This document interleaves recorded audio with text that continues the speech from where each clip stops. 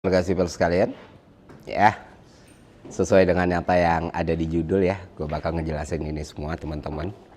Jadi kalau kalian ada waktu, terus kalian lagi bersantai, silakan tonton video ini atau dengarkan video ini sampai habis gitu. Jadi sejak ngisi acara di iNews itu kan klipnya banyak ya, part-part klip banyak banget yang viral di media sosial gitu. Salah satunya yang mana gue bilang ya banyak hal yang gue takutkan. Tapi gue nggak pernah takut untuk dipenjara atau mati. Nah, di sini gue jelasin teman-teman kenapa ketakutan atas kematian itu nggak pernah hadir dalam hidup gue. Karena seperti apa yang gue jelaskan di judul, mati itu mudah, yang sulit itu hidup. Itulah kenapa mati itu nggak pernah jadi ketakutan buat gue. Oke, selamat datang di Teman Makan, konten yang akan menemani makan pagi, makan siang, dan makan malam Anda. Bisa juga dipakai untuk tidur.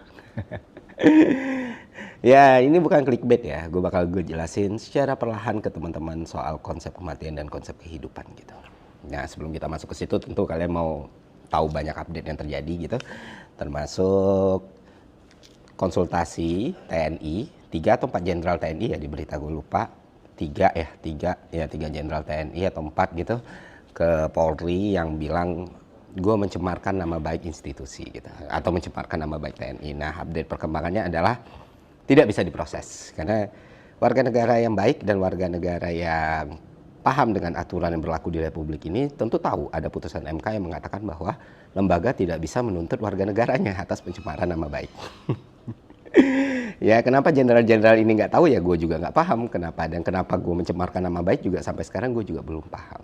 Tapi seperti yang gue bilang sebelumnya, saya tidak kemana-mana jenderal, saya masih di sini, nomor saya masih sama, tidak pernah saya ganti.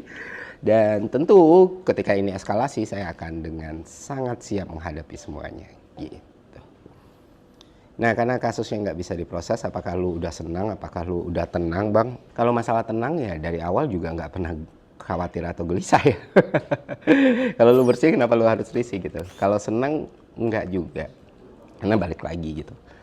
Kosnya terlalu mahal, harganya terlalu mahal, ada nyawa yang hilang, ada orang luka-luka, dan sampai sekarang ya masih banyak teman-teman kita yang mendekam di tahanan. Dan gue berharap dan gue inginkah, dan tentu kita semua ingin para demonstran yang nggak bersalah ini dilepaskan gitu, karena mereka bukan penjahat ataupun kriminal kan. Tentu kita berharap teman-teman kita ini bisa dilepaskan karena mereka bukan penjahat ataupun kriminal. Masih banyak lagi yang harus diurus di Republik ini gitu. Nah, terus juga ada yang nanya, bang kan udah terbukti nggak bisa diproses, kan udah ada MK gitu. Lu mau lapor balik? Bisa kok lapor.